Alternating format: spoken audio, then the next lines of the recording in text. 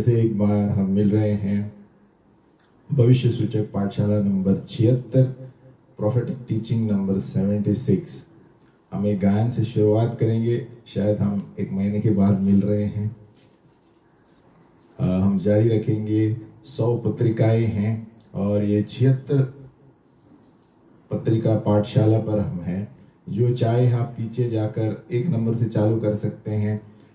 जिन्होंने शुरुआत से पाठशाला में प्रवेश नहीं किया है, हम एक गायन लेंगे कि स्तुति गाए हम तेरे नाम प्रभु।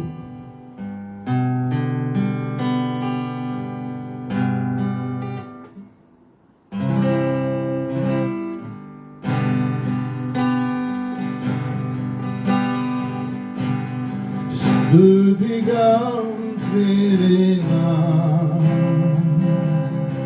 प्रभु, स्तुति तेरे नाम प्रभु, तेरा नाम महान, स्तुति के योग्य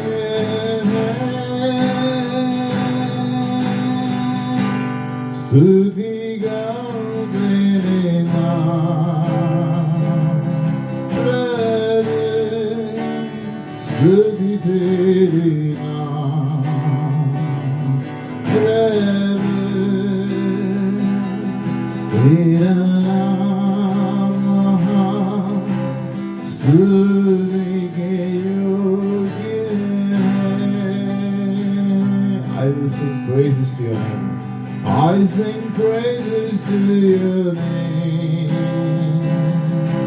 oh Lord, praises to your name, oh Lord, for your name is great, greatly to be praised.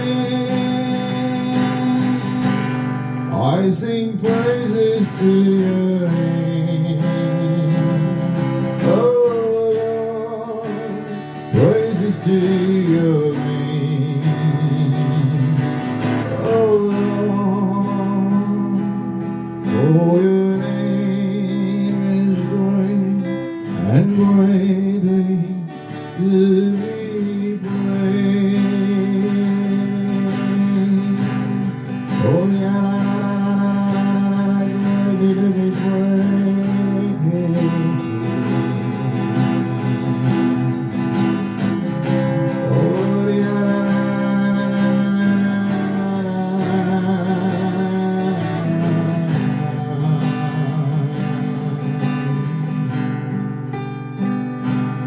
महिमा गाऊं तेरे नाम प्रभु, महिमा तेरे नाम प्रभु, तेरा नाम महान, महिमा के योग्य है। महिमा गाऊं तेरे नाम प्रभु, महिमा तेरे नाम प्रभु, तेरा महिमा के योग्य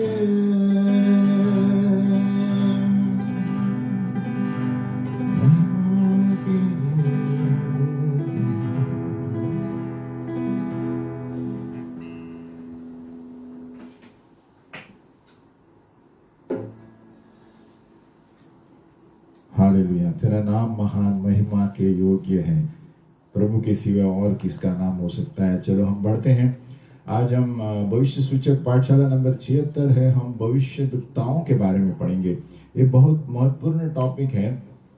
पुराने दिनों में परमेश्वर की जो अगुवाई थे वे 2 टोपी पहनते थे। 2 टोपी यानी वे लोग राजनीतिक भी खेलते थे, सेनापति भी खेलते थे देश का, और आत्मिक अगुवा भी थे। ये तीनों एक ही व्यक्ति था, यानी राजनीतिक, पॉलिटिकल, मिलिट्री, सेना के क्षेत्र में और आत्मिक अगुए थे। लेकिन उस वक्त क्या हुआ कि लोगों को अच्छा नहीं लगा और कहने लगे कि हमें एक राजा दिया जाए। क्या दिया जाए? राजा दिया जाए। और इसके बाद जो मनुष्य ने है सरकारी क्षेत्र परमेश्वर से लेके खुद चलाने लगे। तो परमेश्वर ने क्या किया, अगुवाओं को दो अलग अलग उन्होंने स्थान नियुक्त किए। उन्होंने राजा दिया राजनीतिक के लिए और सैनिक सेना के लिए, और उन्होंने भविष्यद्वक्ता भेजे राजाओं के साथ ताकि वो उसकी इच्छा लोगों को पूरी बताए, आत्मिक इच्छाएं। और कोई कोई ये जो भविष्यद्वक्ता थे राजाओं के साथ काम करते थे, जो आदर करते थे और आज्ञा पालन करते थे और परमेश्वर के, और इन भविष्यद्वक्ताओं को देखते थे ये राजा अगुवाई के लिए, रास्ते के लिए। लेकिन दूसरे लोग जो राजाओं के पास भेजे गए थे, ये लोग बिल्कुल भविष्यद्वक्ताओं के विरुद्ध बलवा करते थे, है ना, और ये भविष्यद्वक्ताओं को अपना शत्रु करके मानते थे। तो इस तरह ये सीन है, चित्र है। पुराने नियम में भविष्यद्वक्ता ने, यानी लोगों ने खुद इनकार किया। जब परमेश्वर उनकी देखभाल कर रहा था तो परमेश्वर ने राजा दिया, है ना, सेना के रूप में, राजनीतिक के रूप में, और भविष्यद्वक्ता दे ताकि वो भविष्यद्वक्ता की बातों को सुनकर बताए कि परमेश्वर की इच्छा क्या है। देखो, जब परमेश्वर राज्य कर रहा था, लोग किसे बलवा करने लगे और खुद को कहते हैं मुझे राजा चाहिए, इसलिए गिर गए। हम देखते हैं जो महान भविष्यद्वक्ता थे सरकार के रूप में कैसे काम करते थे, और उसमें मुख्य था भविष्यद्वक्ता सैमुएल। वो राजा साउल के साथ काम करता था और राजा दाऊद को भी अभिषेक किया उसने। और क्योंकि सौल और आज्ञाकारी बन गया, आज्ञा का उल्लंघन किया, और सैमुएल ने सौल को सिखाने की कोशिश की कि परमेश्वर के रास्ते में कैसे सिखाना है, लेकिन सौल राजा का हृदय जो था बलवा करने वाला था। और सौल जो ऐसा था, आत्मिक व्यक्ति, अपने आप को, है ना, साबित करने गया और खुद बलिदान देने की गया। एक युद्ध के वक्त खुद अपने हिसाब से, अपने मर्जी से बलिदान देने गया, जो परमेश्वर के खिलाफ था उस जमाने में।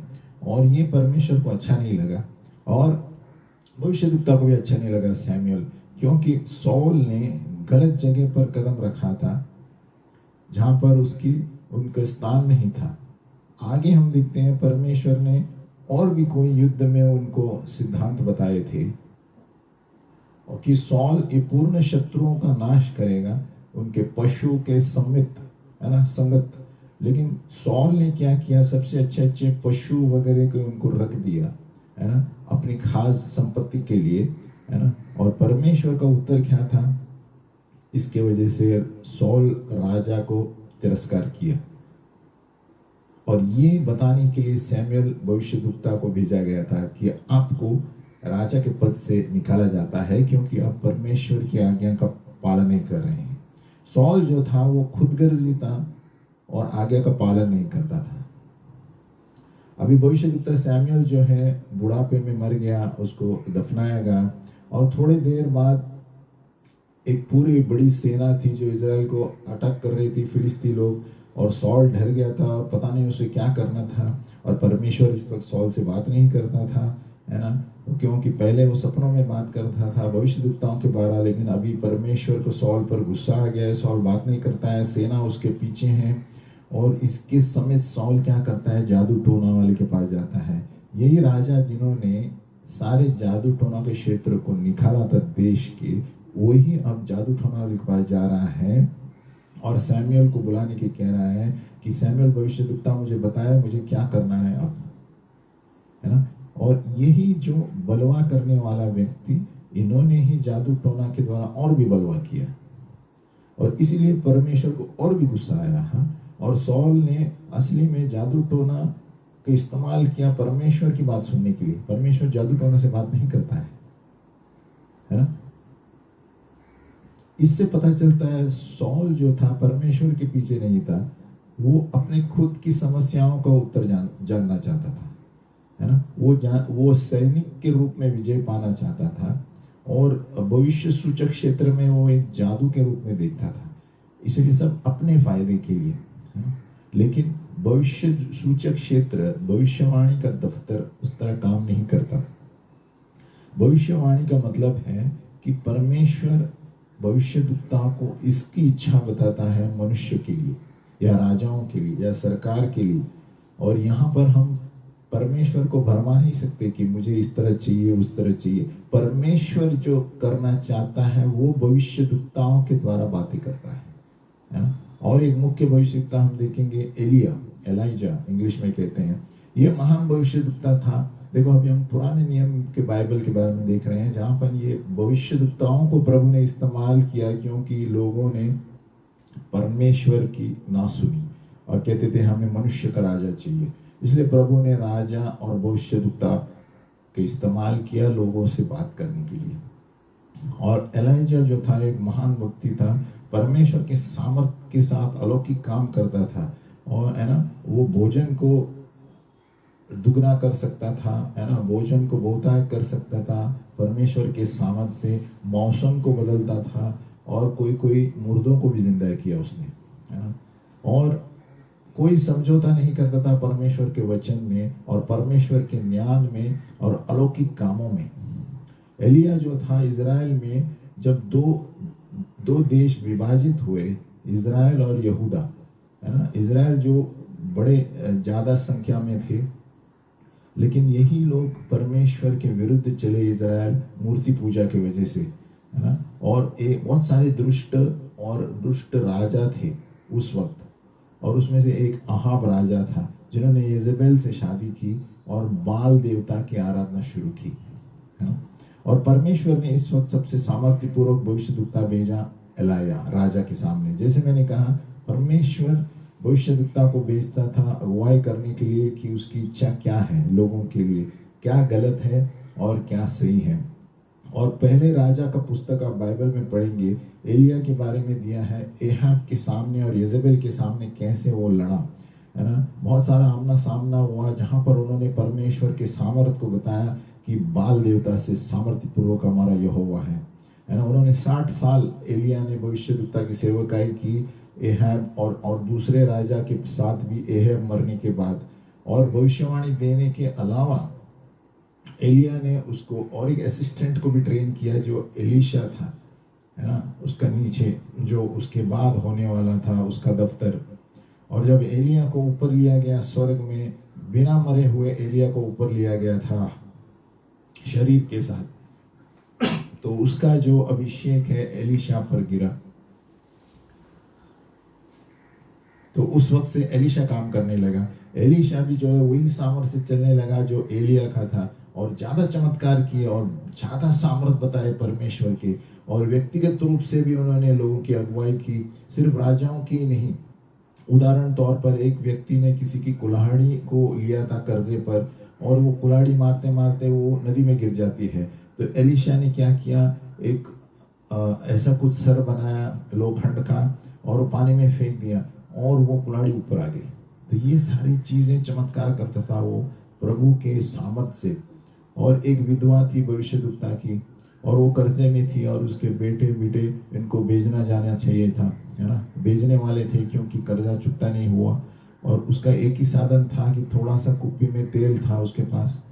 सो एलीशा ने कहा सारे बर्तन लेके आओ आजू बाजू वालों से, और उसमें तेल भरता गया। इतना सा तेल था, तेल भरता गया। उसने कहा ये तेल भेज दो और कर्जा चुका दो और बाकी अपने लिए रखो। ऐसे सारे चमत्कार एलीशा करता था।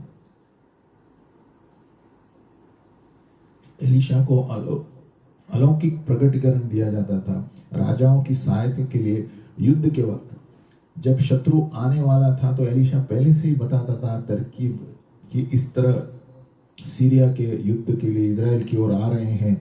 और उन्होंने भविष्य सूचक अलौकिक रूप से सेना को बताया कि किस तरह शत्रु आ रहे हैं और युद्ध के अलग अलग योजनाएं बताएं जिसके द्वारा इजराइल एलीशा के वजह से युद्ध जीतता था। और सीरिया का जो राजा था उसको पता चला कि कोई तो भी भेदिया है, मीडिया है जो भेद बताता है हमारे सेना का, है ना। और उनको पता नहीं था कि एलीशा है जो प्रभु उसे बता रहा है सब कुछ। और राजा को ये लगता था कि कोई वेदी का व्यक्ति है, वेद बताता है यहाँ का, बाहर जाके हमारे सेना का, हमारे देश का। फिर भी जब वो एलिशा को पकड़ने आए, एलिशा ने उनको अंधकार में अंधा बना दिया, है ना, और उनको शत्रु को समेरा की ओर ढकेल दिया। तो वही एलिशा है जिनको प्रभु सामर्थ्य पूर्वक इस्तेमाल कर रहा था, है ना। उसको पता चलता था कि शत्रु के क्षेत्र में क्या हो रहा है, और पहले से इजराइल के राजा को बताता था ये यहाँ से आएंगे, वहां से आएंगे, तैयार रहो, है ना। इसलिए सीरिया के राजा को बहुत गुस्सा आता था कि कौन ऐसा हमारे अंदर की भेद को बता रहा है कि हम कहाँ से जाने वाले हैं। ये हमारा यहोवा परमेश्वर है जो हमें दर्शनों में और कई तरीकों से सारे वेदों को बताता है। फिर हम पढ़ते हैं यशायाह का पुस्तक, एक महान भविष्यद्वक्ता था, है ना। ये भी अभिषेक था पुराने नियम में। इसके जो लिखना है न्याय के क्षेत्र में है, देशों के ऊपर और शत्रुओं के ऊपर परमेश्वर के, है ना। और मसीहा के भविष्यवाणियां भी बहुत है यशायाह के पुस्तक में, और ये पुस्तक पूरी आशा से भरी हुई है, प्रतिज्ञाओं से भरी हुई है। यशायाह ने परमेश्वर के आने के बारे में लिखा, और बहुत सारे ऐसे पंक्तियां लिखी है जहाँ पर यीशु मसीह का मरण उसने पहले से इतने साल, 1000 साल पहले बताया था। ये ज्यादातर बहुत सारे विश्वासी इस पुस्तक में से पढ़ते हैं और घोषणा भी करते हैं। और यशायाह ने इससे भी ज्यादा बाइबल में जो लिखा है, एक राजा से भी ज्यादा उन्होंने अगुवाई की यहूदा की, है ना। उसका जो अनुभव था, प्रगटीकरण था, राजा एजेकिया के साथ ज्यादा काम किया, है ना। जो परमेश्वर के पीछे चलता था राजा एजेकिया, जब यहूदा समस्या में आया, राजा ने परमेश्वर, हिजकिय्याह राजा ने परमेश्वर को चिल्लाया, है ना, परमेश्वर की चिल्लाया, और परमेश्वर इस यशायाह के द्वारा उसे बात करता था, है ना। और बहुत सारी यशायाह ने भी सामर्थ्य पूर्वक न्याय की भविष्यवाणी दी है। और जब हिजकिय्याह के जीवन के बारे में प्रभु ने बताया, तैयार रहो तुम मरने वाले हो, उस वक्त भी यशायाह को प्रभु ने कहा जाओ, उसे और 15 साल में दे रहा हूँ। तो इस तरह यशायाह ने हिजकिय्याह के जीवन को भी बचाया। जब उनको फोड़ी आ गई थी और उन्होंने घरेलू नुस्खे बताकर उसको चंगाई किया, परमेश्वर ने उसे 15 साल और दिए। और इस तरह के चमत्कार, अलौकिक काम यशायाह भविष्यद्वक्ता ने भी इस्तेमाल किए और अगुवाई की राजाओं का, है ना, राजाओं की अगुवाई की। फिर अगला भविष्यद्वक्ता है यिर्मयाह, भविष्यद्वक्ता यिर्मयाह, उसकी सेवकाई भी महान है, और ये भी बहुत सारे राजाओं की सेवकाई की उन्होंने। यहूदा के पहले बंधन में जाने से पहले बेबीलोन में यिर्मयाह था, और यहूदा कई बहुत लंबी, यहूदा का इतिहास है बहुत लंबा है परमेश्वर के पास। इसलिए यिर्मयाह का संदेश ये था, चेतावनी देने के लिए कि परमेश्वर का न्याय आने वाला है, नहीं तो ये लोग बंधन में जाने वाले हैं बेबीलोन की ओर। और इस संदेश की वजह से वो लोगों के साथ नहीं था, लोग उनके साथ नहीं बोलते थे, क्योंकि वो इजराइल के विरुद्ध भविष्यवाणी करता था, है ना। इसलिए राजा ज़ेडेकिय्याह ने उसको बंद कर दिया, क्योंकि इजराइल के विरुद्ध उन्होंने भविष्यवाणी दी कि वो लोग बेबीलोन में जाने वाले हैं। लेकिन उनको ये पता नहीं क्यों बताया उसने, क्योंकि इजरायली लोग मूर्ति पूजा कर रहे थे और पिता परमेश्वर की आज्ञाओं का उल्लंघन करते थे। और यिर्मयाह जो जीवित था और बंदी गृह में था, जब बेबीलोन ने आकर यहूदा को बंदी में ले लिया, है ना, जब ये बेबीलोन की सेवा आई, है ना, चल्दियों की सेना आई, और बेबीलोन लोगों ने भी यिर्मयाह की भविष्यवाणी सुनी थी, इसलिए उनका साथ दिया, क्योंकि जो यिर्मयाह ने कहा था बेबीलोन देश के बारे में, वो उनके फेवर में थी, उनके साथ थी। इसलिए वो खुश थे कि यिर्मयाह ने हमारे बारे में सब कुछ सही बताया कि हम बंदी गृह में लेने जाने वाले हैं इजराइल के लोग। इसलिए बेबीलोन के लोग यिर्मयाह से खुश थे, है ना। जबकि बेबीलोन लोगों ने बाकी सारे यहूदियों को बंदी गृह में डाल दिया, यिर्मयाह को उन्होंने छोड़ा, क्योंकि यिर्मयाह ने जो भविष्यवाणी दी उनके साथ थी, है ना, उनकी अच्छाई के लिए थी, बेबीलोन के लिए। इसलिए देखो, परमेश्वर कभी कभी ऐसे इस्तेमाल करता है, भले ही कोई भी किसके भी विरुद्ध हो, लेकिन यिर्मयाह के विरुद्ध नहीं थे शत्रु। तो परमेश्वर जानता है किस तरह व्यक्तियों को छुड़ाना, क्या करना। तो यहाँ पर हम देखते हैं ये भविष्यद्वक्ता लोगों को प्रभु ने इस्तेमाल किया लोगों से बातें करने के लिए, राजाओं से बातें करने के लिए, ताकि वो सही जीवन जिए, लेकिन फिर भी लोग नहीं जी रहे थे। दूसरा भविष्यद्वक्ता है एजेकियल, महान भविष्यद्वक्ता। ये भी महान मुख्य भविष्यद्वक्ताओं में से था। ये देश के नेताओं के साथ चलता था, है ना, और लोगों के साथ भी व्यक्तिगत रूप में चलता था। ये बेबीलोनियन के बंदीगृह के समय एजेकियल भविष्यद्वक्ता था, है ना, और यहूदियों के बीच में एक मुख्य स्थान इन्होंने खड़ा किया और 23 साल इन्होंने सेवकाई की एजेकियल ने। और प्राचीन जो थे शहर के, उनके पास आते थे सलाह मांगने के लिए एजेकियल भविष्यद्वक्ता कि परमेश्वर का राज्य और अंत के दिनों में भविष्यवाणी क्या होगी। तो देखो ये महान भविष्यद्वक्ता था।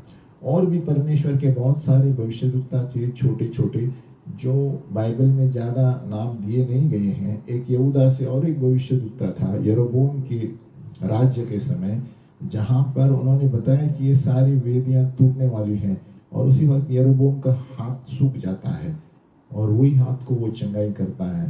ये यहूदा का एक भविष्यद्वक्ता था। तो ये इसका ज़्यादा जिक्र नहीं किया गया है। और ये भविष्यद्वक्ता ने उस यरोबोम के लिए प्रार्थना की और उसका हाथ चंगा हो गया, है ना। ये सारी चीज़ों से सुनने के बाद हमें एक एहसास होता है एलिया के द्वारा, एलीशा, कि परमेश्वर हर वक्त अपने भविष्यद्वक्ताओं की सुरक्षा करता था। लेकिन ऐसा नहीं है। परमेश्वर ने यिर्मयाह को बंदीगृह में डाला था क्योंकि उन्होंने इज़राइल के विरुद्ध संदेश दिया। तो दोनों तरफ से परमेश्वर काम करता था, लेकिन परमेश्वर उनके साथ था।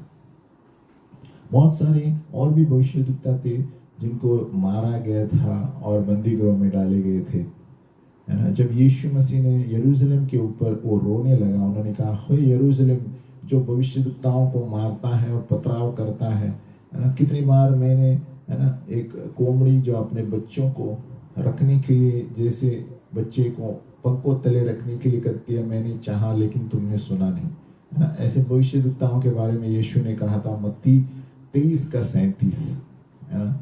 और बहुत सारे भविष्यद्वक्ताओं को मारा भी था।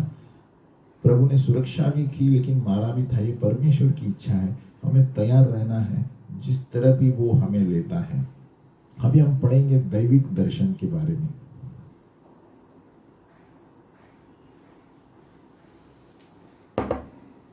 छोटा सा गायन लेंगे।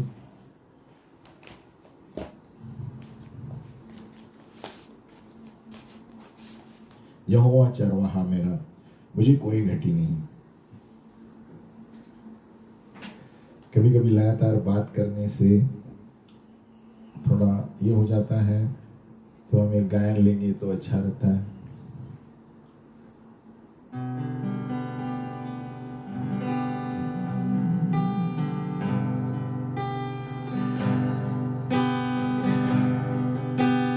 यहोवा चरवाहा मेरा, मुझे कोई घटी नहीं है। हरी चराई में मुझे स्नेह से चरागा है। यहोवा चरवाहा मेरा, मुझे कोई घटी नहीं है। हरी चराई में मुझे स्नेह से चरागा है। मृत्यु के अंधकार से मैं जो जाता था, प्रभु यीशु करुणा से तसल्ली मुझे दी है। यहोवा चरवाहा मेरा, मुझे कोई घटी नहीं है। हरी चराई में मुझे स्नेह से चराया है।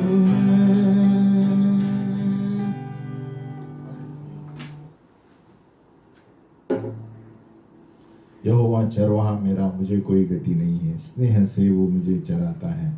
हालेलुया। हम आगे बढ़ते हैं दैविक दर्शनों के बारे में। दैविक दर्शन क्या होता है? बहुत से लोग उपेक्षा रखते हैं कि एक दैविक दर्शन यानी परमेश्वर आमना सामना होता है आपका परमेश्वर के साथ।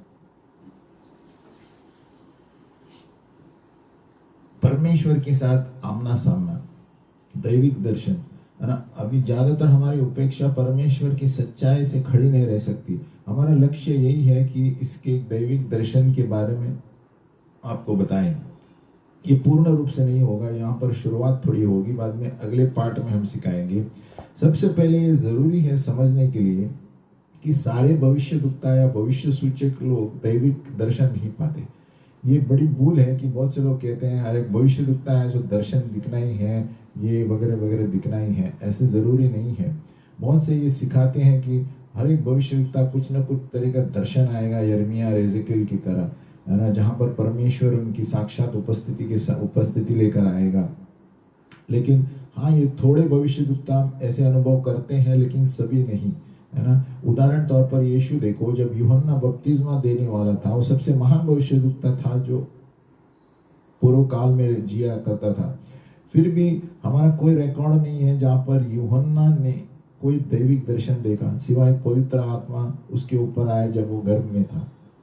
एक महान भविष्यद्वक्ता कहलाया गया यूहन्ना बपतिस्मा, यीशु मसीह ने जो धरती पर रह रहा था, जो कभी भी धरती पर रहा किया करता था। यीशु मसीह ने ऐलान किया, उससे बड़ा और कोई नहीं। लेकिन फिर भी यूहन्ना बपतिस्मा, जॉन द बैप्टिस्ट ने कभी दैविक दर्शन नहीं देखे, और फिर भी इनका अनुभव सामर्थ्य पूर्वक परमेश्वर इस्तेमाल किया उसको। तो परमेश्वर के हर एक क्षेत्र है भविष्यद्वक्ताओं को इस्तेमाल करने का। जरूरी नहीं है कि हर एक भविष्यद्वक्ता दर्शन देखे। और जब इस समय होता है कि परमेश्वर साक्षात उसकी उपस्थिति लेकर आता है उनके बच्चों के लिए, और ये जब होता है, और ये व्यक्ति के सिर्फ दर्शन नहीं होता है, आत्मा में ये सीधा आमना सामना हो रहा है परमेश्वर के साथ, है ना। परमेश्वर आपके पास आता है जहां पर भी आप है शारीरिक रूप से, और आपसे बातें करता है ना। इसको कहते हैं दैविक दर्शन यानी डिवाइन विजिटेशन, है ना।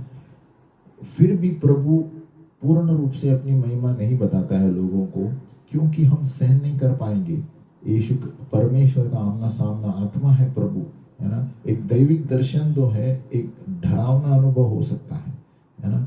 और उसकी इतनी पवित्रता से हम अचंभा हो जाते हैं, और हमें पता चलता है हम कितने कमजोर है प्रभु के सामने, जब प्रभु सामने आता है या स्वर्गदूत सामने आते हैं। लेकिन परमेश्वर कभी कभी अपने आप को छुपाता है हमारे सामने, हमें पता नहीं चलता है। हम देखेंगे थोड़े वचन जहां पर परमेश्वर छुपा छुपी खेलता है, लेकिन परमेश्वर है वहां पर। अभी जो दैविक दर्शन के बारे में जिनको पता नहीं था, है ना, हमें ये बहुत अचंभा लगता है सुनने से कि यीशु आपके सामने आएगा और आपको पता नहीं चलेगा। कभी कभी यीशु आपके बाजू में जो रहेगा, आपको पता नहीं चलेगा, है ना। और ये एक से ज्यादा वक्त हुआ। हम बताएंगे दो उदाहरण। यूहन्ना 21:4 में पुनरुत्थान, यीशु का पुनरुत्थान हुआ। वो पतरस के सामने आया, शिष्यों के सामने आया जब वो मच्छी पकड़ रहे थे, लेकिन उनको पता नहीं था यीशु था।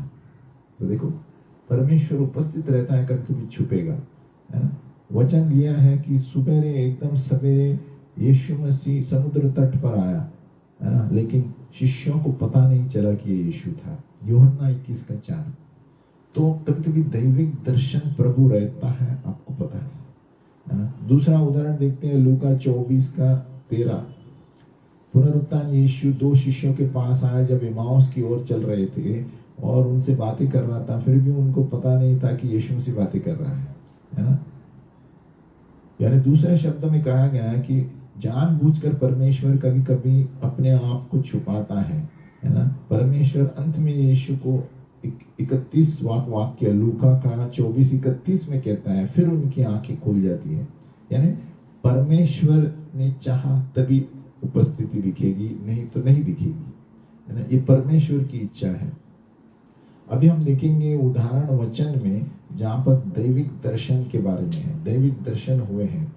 दैविक दर्शन क्या होता है? जब परमेश्वर खुद आता है एक व्यक्ति के पास या झुंड के पास, है ना। जब हम लोगों से पूछते हैं कि उदाहरण दो वचन का, दैविक दर्शन का, बहुत सारे लोग मूसा के बारे में बताते हैं जो जलती हुई झाड़ी थी, लेकिन वो दैविक दर्शन नहीं है, स्वर्गदूत आया था वहां पर। आप देखेंगे प्रेरित 7:30 में स्टीफनस कहता है कि 40 साल के बाद एक स्वर्गदूत मूसा के पास आता है, जलते हुए झाड़ के पास, सिनाई पहाड़ पर। उसका मतलब इस स्वर्गदूत था, परमेश्वर की उपस्थिति नहीं थी, दैविक विजिटेशन नहीं कह सकते उसे। मूसा के पास जो आए वो स्वर्गदूत था, है ना, परमेश्वर का दूत था। फिर भी मूसा ने दैविक दर्शन उन्होंने अनुभव किया। कभी जब निर्गमन 33 में जब उनकी सेवा कर रहे थे, जब इज़राइल के लोगों को मिस्र देश से बाहर लेकर आए मूसा ने परमेश्वर से कहा, प्रभु तेरी महिमा मुझे देखनी है। और परमेश्वर ने सहमत हुआ उसके साथ, लेकिन पूरी तरह अपने आप को नहीं बताया। उन्होंने कहा तुम मेरा चेहरा नहीं देख सकते, क्योंकि मुझे देखकर कोई जिंदा नहीं रहेगा। इसलिए उन्होंने अपने चट्टान के पीछे छुपाया और उसके हाथ से उसे छुपाया, है ना। और फिर उसने अपने हाथ को निकाला और मूसा ने सिर्फ यहोवा की पीठ को देखा। तो देखो, ये साक्षात उपस्थिति है ना, दैविक विजिटेशन, जहां पर कुछ असर हो जाता है आदमी का उस व्यक्ति पर। भले ही स्वर्गदूत में भी होता है, लेकिन परमेश्वर की साक्षात उपस्थिति में वो आदमी का जीवन ही बदल जाता है। प्रभु उस व्यक्ति को मकसद बता देता है कि अभी से क्या करना है। बहुत सारी और भी ऐसे घटनाएं हैं दैविक दर्शन के, जहाँ पर परमेश्वर स्वयं लोगों के बीच में था, है ना।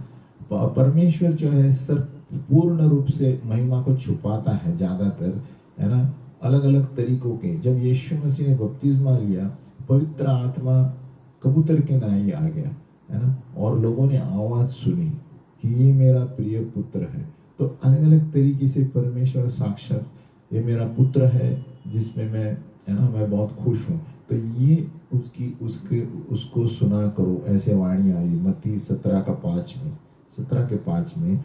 तो अलग अलग तरीके से परमेश्वर दैविक दर्शन देता है ना। तो अभी जितने सारे उदाहरण थे, ये दैविक दर्शन थे लोगों के लिए, है ना, जब यीशु ऊपर जाने से पहले।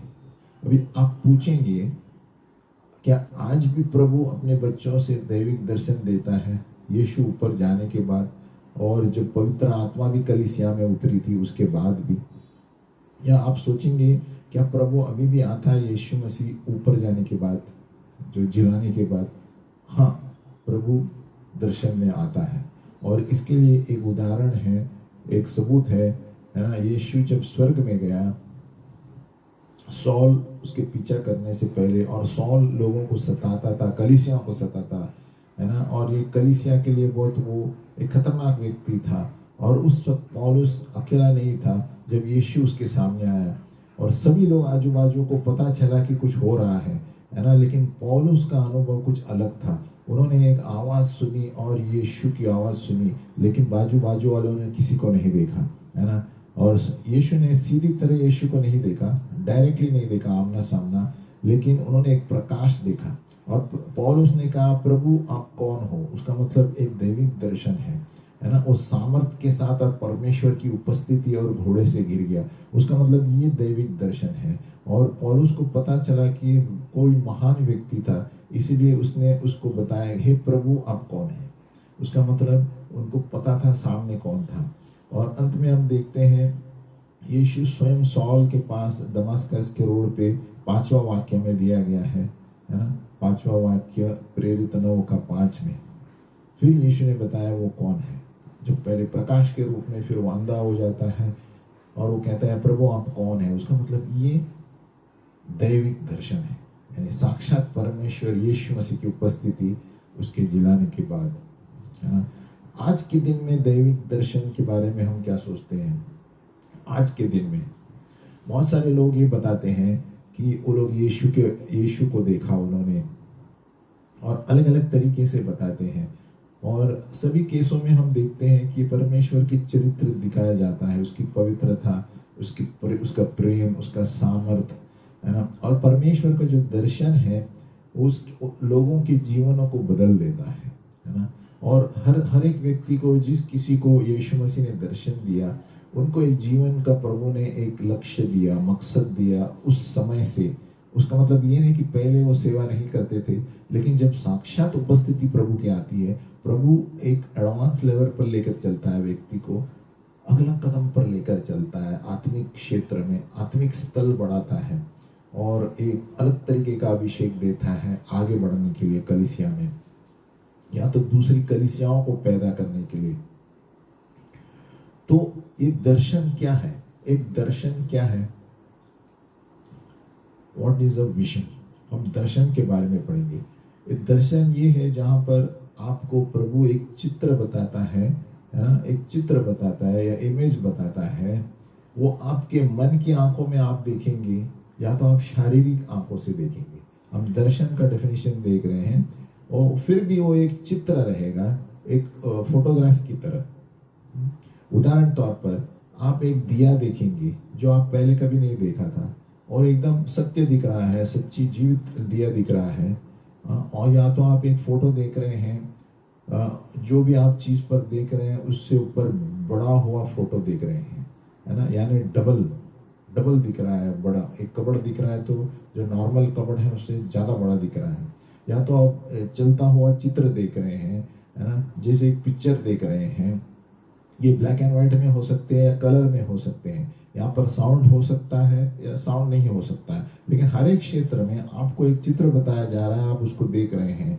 कभी कभी आप सीधा चित्र नहीं देख रहे हैं, शारीरिक आंख से नहीं दिख रहे हैं, लेकिन मन की आंख बंद होते समय दिखता है, तो इसे दर्शन कहते हैं, है ना। लेकिन फिर भी आप एक चित्र देख रहे हैं। तो ये सारे उदाहरण है दर्शन के, विजन के। यानी एक चित्र, फोटोग्राफ नॉर्मल से भी बढ़कर होता है। यह चित्रपट, हिलता हुआ मूविंग चित्र, रनिंग पिक्चर दिख रहा है।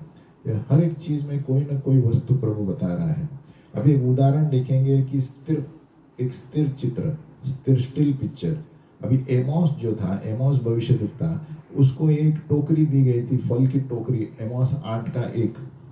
वो वहीं पर बैठा था और वो चित्र हिल नहीं रहा था, यानी स्थिर चित्र था। लेकिन प्रभु ने एमोस को बताया और उसको बताया उसका मतलब क्या है। एक स्थिर चित्र था, टोकरी, फल से भरा हुआ टोकरी, फल से भरी हुई। फिर दूसरा उदाहरण देखते हैं, एक चित्रपट, रनिंग पिक्चर चल रहा है। एमोस ने देखा कि ये अग्नि, जलती हुई अग्नि खेतों के ऊपर से जा रही है, सारे खेत पर नाश कर रही है। एमोस 7 का 4, है ना। और यहाँ पर वो टीडियों के बारे में देख रहा है, वो सारे खेतों को नाश कर रहा है ना। ये दोनों चित्रों में यहाँ पर मूवमेंट है, ये रनिंग दिख रहा है उसे, जैसे पिक्चर चल रहा है। ये भी एक दर्शन है, मूविंग पिक्चर, यानी हिलता हुआ चित्र। फिर और एक उदाहरण है साउंड के साथ, ये पिक्चर है योएल ने एक दर्शन देखा टीडियों का, योएल 2:1-11, है ना। वहां पर देखा है बहुत अलग अलग हलचल हो रही है और आवाजें आ रही हैं। उदाहरण 4-5, योएल 2:4-5 में वो क्या कहता है, घोड़े थे, वो जा रहे हैं सेना की तरह, है ना। और ऐसा आवाज आ रही है जैसे रथ जा रहे हैं पहाड़ियों के ऊपर, है ना। और एक अग्नि जल रही है ना, और बड़ी सेना चल रही है ना, युद्ध के समय। तो ये अलग अलग चित्र उन्होंने देखे विद साउंड के साथ। तो ये भी दर्शन है। ये सारे मूविंग दर्शन, स्थिर रहने वाले चित्र, दोनों तरह के। अभी हम देखेंगे खुला दर्शन क्या है। What is an open vision? Open vision, खुला दर्शन, ये समझना जरूरी है कि सारे भविष्य सूचक लोग खुला दर्शन नहीं देखेंगे। एक भविष्यद्वक्ता हो सकता है, उसका दफ्तर हो सकता है ना, परमेश्वर बहुत सामर्थ्यपूर्वक इस्तेमाल करेगा, फिर भी खुले दर्शन का अनुभव नहीं होगा उसे। एक खुला दर्शन पाना एक व्यक्ति के आत्मिक स्थल से निर्भर नहीं है ना, या उसके कॉलिंग पर निर्भर नहीं है, ये परमेश्वर की इच्छा है। ऐसा नहीं है कि हर एक भविष्यद्वक्ता का दफ्तर है तो आपको खुला दर्शन देखना है, ये दर्शन देखना है, ऐसा कुछ नहीं है। यूहन्ना बपतिस्मा देने वाले कोई दर्शन नहीं देखा, लेकिन महान भविष्यद्वक्ता कहला जाता है। तो खुला दर्शन का सबसे महत्वपूर्ण बात यह है कि आप सुन सकते हैं, चख सकते हैं, महसूस कर सकते हैं और सूंघ सकते हैं आपके आजू बाजू में क्या हो रहा है। एक खुला दर्शन, जैसे कि लाइव कुछ हो रहा है, आपकी आंखें खुली हैं। एक उदाहरण है पतरस प्रेरित 10:9-15। पतरस जब छत पे था, उन्होंने देखा कि एक चादर आ रहा है और चादर के ऊपर सारे अशुद्ध पशु हैं और प्रभु ने कहा खाओ और मारो। और पतरस बहुत भूखा था और उसका मतलब पतरस ने देखा दर्शन में क्या चीजें हिल रही हैं और पतरस ने इनकार किया क्योंकि ये अशुद्ध पशु थे।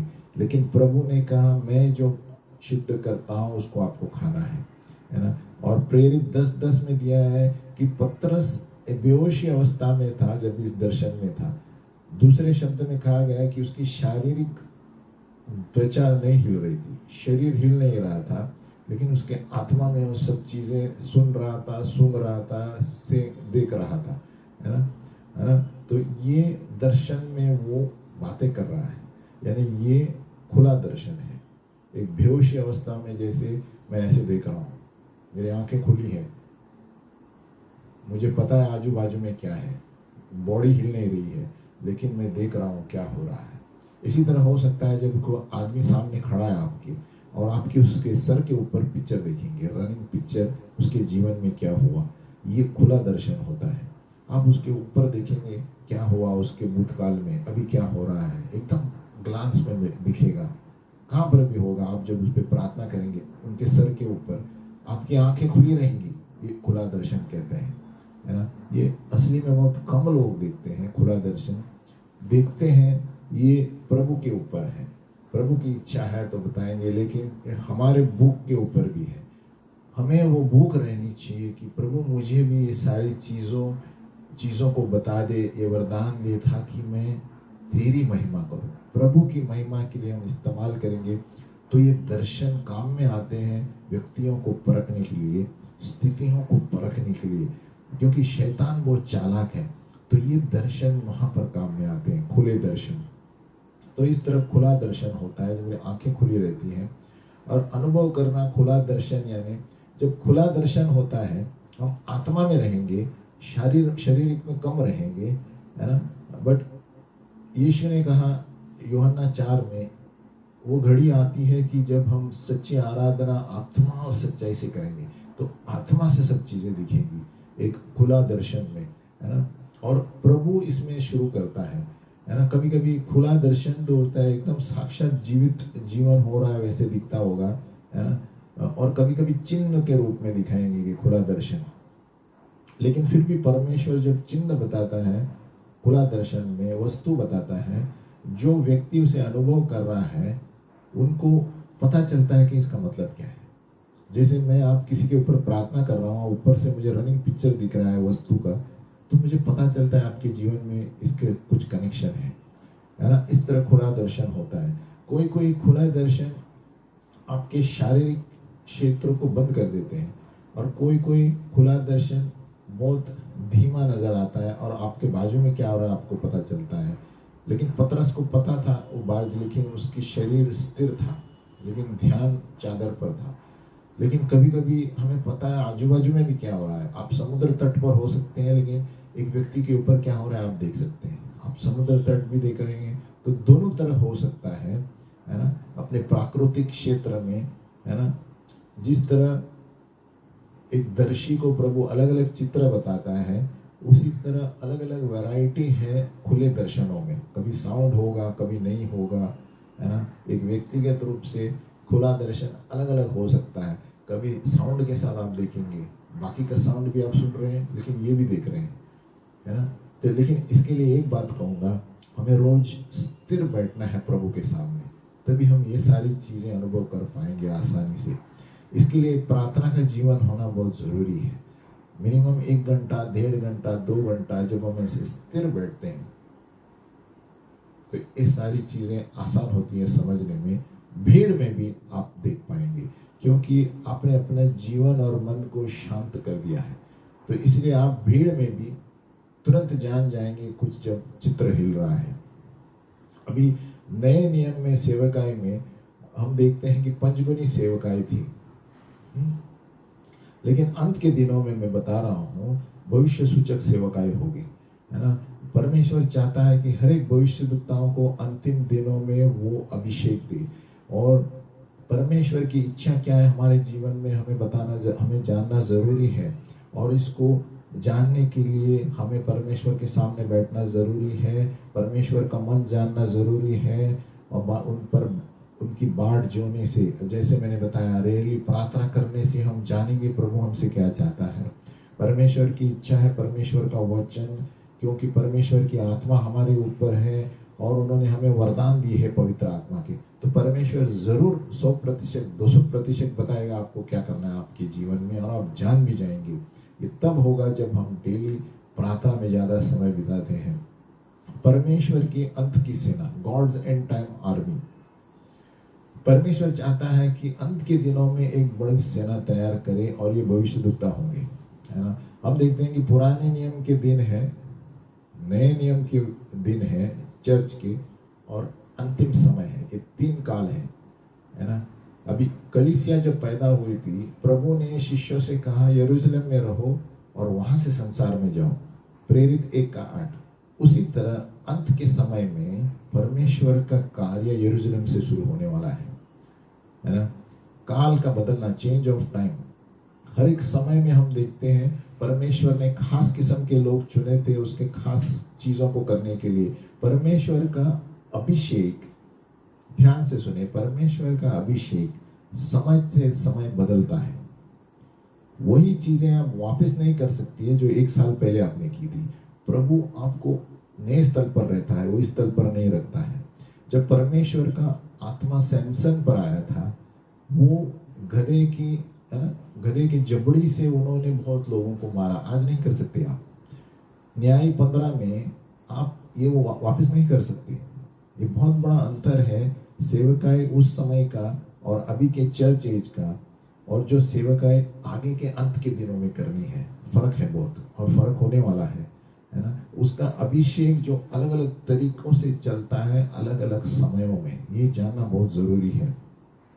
पुराने नियम में परमेश्वर ने महान परमेश्वर यहोवा करके अभिषेक दिया लोगों को, और सैमसन ने बड़े बड़े झुंडों को खत्म किया। न्याय 13 से 16। राजा दाऊद ने तलवार रखे हजारों को मारा, है ना, शत्रुओं को। 1 शमूएल 21। और नए नियम में प्रभु का अभिषेक जो है अनुग्रह और नम्रता। देखो कितना फर्क है। मत्ती 5:39। नए नियम में प्रभु यीशु का अभिषेक अनुग्रह का है और नम्रता है। हमें पता चलना है हमें कौन सा अभिषेक मिला है, कौन से समय के लिए। इस वक्त हम कौन से काल में हैं और कौन सा अभिषेक प्रभु मिल रहा है।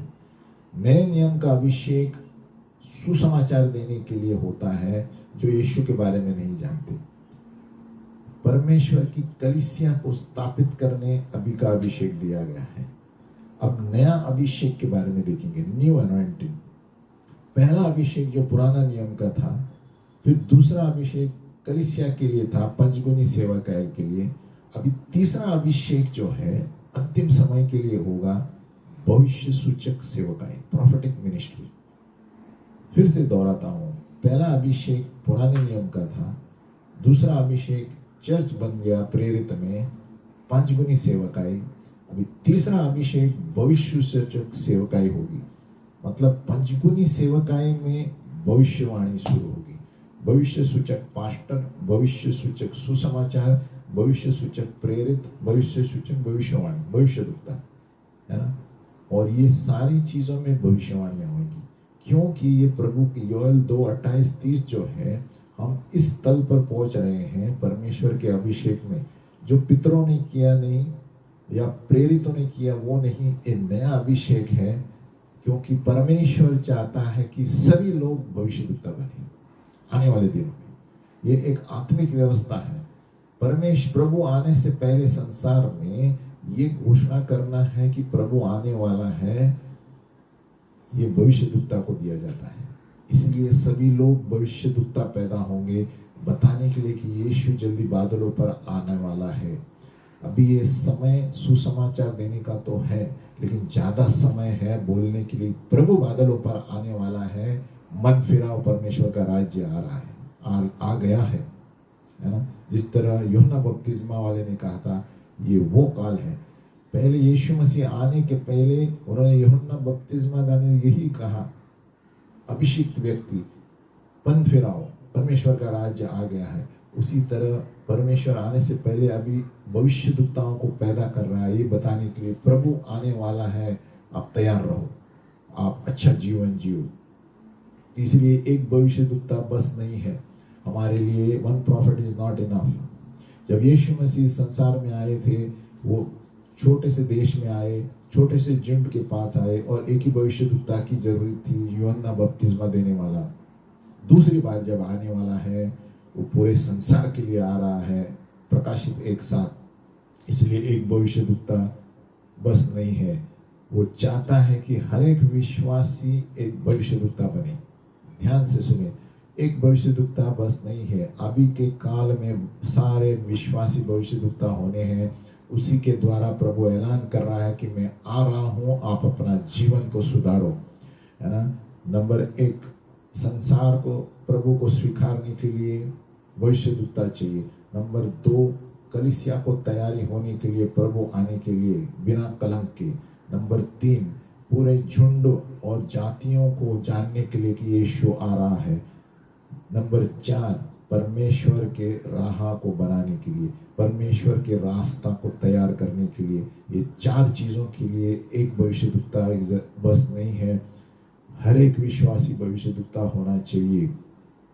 अंत की सेवकाएं, एंड टाइम मिनिस्ट्री, भविष्य सूचक सेवकाएं होने वाली है। बहुत सारी कलीसियाएं इसमें मानती नहीं हैं और चुप जाएंगे, क्योंकि प्रभु ने कहा मैं समय पर आया, आपने ग्रहण नहीं किया।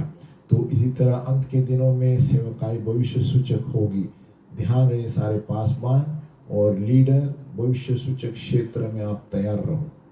आपका बुलावा सब होगा पंचगुनी सेवकाई में, लेकिन उसी में भविष्यवाणी आने वाली है। भविष्य सूचक पास्टर, भविष्य सूचक सुसमाचार वाला, भविष्य सूचक बेदारी लाने वाला, भविष्य सूचक शिक्षक, सभी चीजों में भविष्यवाणी आएगी, क्योंकि प्रभु इस्तेमाल करेगा चेतावनी देने के लिए कि यीशु दूसरे आगमन में आने वाला है, बादलों पर आने वाला है, न्याय करने आने वाला है। सुसमाचार अभी चल रहा है और आने वाले समय में ये समाचार ऐलान होने वाला है, ये हो भी रहा है कि प्रभु आने वाला है, अपने जीवन को सुधारो, है ना। एक अंतर है अंतिम दिन, लास्ट डेज में, और अंत का समय, एंड टाइम्स, दोनों में फर्क है।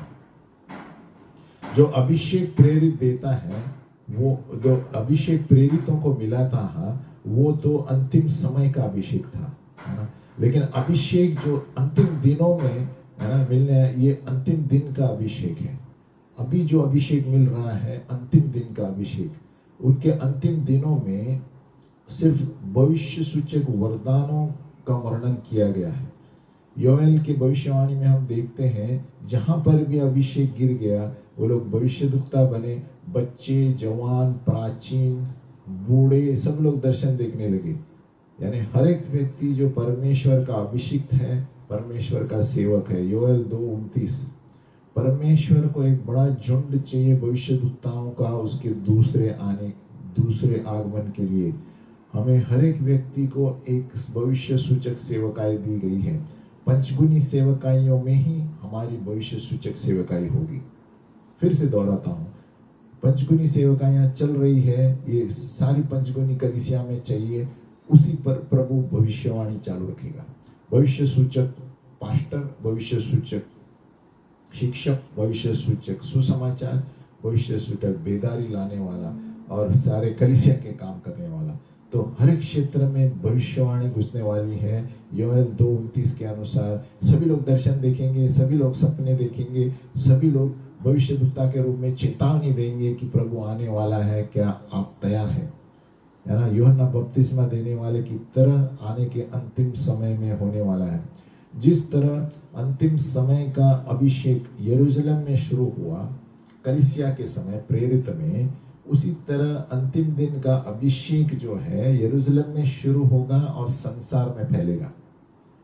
फिर से दोहराता हूं, अंतिम समय का अभिषेक प्रेरित में पेंटिकॉस्ट के दिन शुरू हुआ, कलीसिया में यरूशलेम से शुरू हुआ। उसी तरह अंतिम दिनों का अभिषेक भी जो है यरूशलेम से शुरू होकर संसार में जाने वाला है। नए नियम में और कलीसिया के काल में अभिषेक इस तरह आया प्रेरितों के ऊपर, जो 9 वरदान आए, 9 gifts of the Holi spirit, है ना। उसमें से भविष्यवाणी का वरदान एक था, है ना, 9 वरदानों में से। लेकिन पवित्र आत्मा की प्रतिज्ञा अंतिम दिनों में ये 9 वरदानों में नहीं होगा, लेकिन भविष्य सूचक अभिषेक होगा, यानी उसमें भविष्यवाणी के वरदान होंगे। फिर से बोलता हूं, कलीसिया के काल में प्रेरित में 9 वरदान दिए गए थे, पवित्र आत्मा थे, उसमें भविष्यवाणी एक वरदान था। लेकिन अंतिम दिन में अभी जो 9 वरदान में नहीं, लेकिन भविष्य सूचक अभिषेक गिरने वाला है। दर्शन का खुला दर्शन, बंद दर्शन, ये सारा अभिषेक गिरने वाला है ना। और ये ज्यादातर भविष्यवाणी के वरदान है। हम अंतिम पीढ़ी है कि हमें अंतिम दिन के अभिषेक मिलने वाला है। हम जो लोग हैं, और ये अभिषेक संसार को बताने वाले हैं, भविष्य सूचक अभिषेक जो पंचगुनी सेवकाओं में मिला हुआ रहेगा। और ये 5 सेवकाओं में भविष्यवाणी रहेगी, दर्शन रहेंगे, सपने रहेंगे, चेतावनी रहेंगी, सब कुछ रहेगा जो एक भविष्यवक्ता करता है। पहले की कलीसिया जो थी पंचगुनी सेवकाई की थी, अंतिम कलीसिया होगी भविष्य सूचक। पहली सेवकाई पंचगुनी की थी, अभी भी चल रही है, लेकिन अंतिम सेवकाई पंचगुनी के साथ भविष्य सूचक सेवकाई होगी, प्रॉफिटिक मिनिस्ट्री। हालेलुया। जब यीशु मसीह ने अपना लहू क्रूस पर बहाया, उसका लहू हमारे ऊपर गिरा और हमारा मरी हुई आत्मा जीवित हो गई। हमारे सारे आत्मिक चीज़ों, है ना, आत्मिक चीज़ें जीवित हो गई। इसे हम उद्धार कहते हैं, है ना। हमने उद्धार पाया, हमारी आत्मा फिर से जीवित हो गई, मरी हुई। इसलिए परमेश्वर हमें एक नया अभिषेक दे रहा है जो शरीर के ऊपर रहेगा, ताकि हमारे हर एक बंधनों को वो तोड़ देगा, है ना। हर एक शरीर के बंधन टूटने वाले हैं। ये भविष्य सूचक अभिषेक वही करने वाला है आने वाले दिनों में। हमारे आत्मिक जो मनुष्यत्व है, जो जीवित है, और ये आगे लाया जाएगा, आत्मा ऊपर शरीर नीचे। और फिर ही हम देख पाएंगे खुला दर्शन, सारी चीजें जो हो रही है आत्मिक रूप में, जब हमारा शरीर आत्मा के नीचे जाने वाला है। ये अंत के दिनों में भविष्य सूचक अभिषेक में ये नया अभिषेक परमेश्वर देने वाला है। भविष्य सूचक अभिषेक आने वाले दिनों में एक भविष्यद्वक्ता कहता है, हर एक व्यक्ति जो भविष्यद्वक्ता कहता है वो कार्य करेंगे स्वर्गदूतों के साथ जो ठहर रहे हैं कि कभी और भविष्यद्वक्ता आने वाले हैं, ऐसे कह रहा है।